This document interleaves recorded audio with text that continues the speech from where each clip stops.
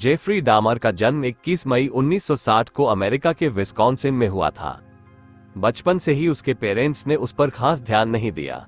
माँ बाप का प्यार और कम ध्यान मिलने की वजह से वो खुद को अकेला महसूस करता था। 4 साल की उम्र में जेफरी ने मरे हुए जानवरों और उनकी हड्डियों में दिलचस्पी दिखानी शुरू कर दी थी। उसके पिता एक रिसर्च केमिस्ट थे। उन्हीं से जेफरी डामर ने जानवरों की हड्डियों को ब्लीच से साफ करना और संभाल कर रखना सिखाया था। शुरुआत में डामर जानवरों को मारकर और उनके शरीर के अंगों के टुकड़े कर उन्हें दफनाया या सजाया करता था। 1978 में उसने पहली बार एक शख्स का खून किया था। डामर को स्टीवन हिक्स नाम का एक लड़का पसंद आया था, जो उसे एक रॉक कॉन्सर्ट के पास मिला था। उसने लड़के को अपने घर बियर पीने के लिए बुलाया और वो मान गया।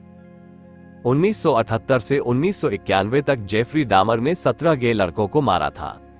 इनमें से कुछ तो सिर्फ 14 साल के बच्चे थे। लोगों को मारने के बाद वो उनकी निशानी भी जमा करता था। बताया जाता है कि वो ज्यादातर अश्वेत, एशियन और लैटिन आदमियों को अपना शिकार बनाता था।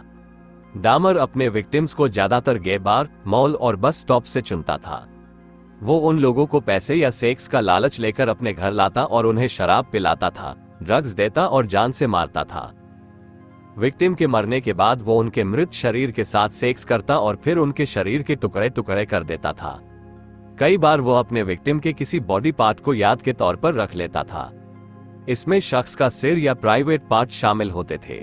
लोगों की हड्डियों को वो 57 गैलन के एक ड्रम में नष्ट करता था, जो उसने स्पेशली सबूत मिटाने के काम के लिए रखा था। मर्डर के दौरान जेफरी डामर अपने विक्टिम की फोटोज भी खींचा करता था। ये फोटोज ज्यादातर उसके ड्रेसिंग टेबल और फ्रीजर में रखी हुई थी। रिपोर्ट्स के मुताबिक इनमें की मर्दों की कपड़ों में बिना कपड़ों के अलग अलग पोज करते हुए और शरीर के अंगों को अलग किए हुए फोटोज शामिल थी। बताया यह भी जाता है कि जेफरी विक्टिम की मृत बॉडी को सेक्सुअल पोजीशन में रख भी उनकी तस्वीरें खींचता था।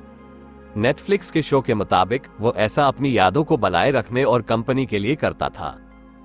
अपनी खींची तस्वीरों को वजह से ही जेफरी डामर पुलिस की नजरों में आया था।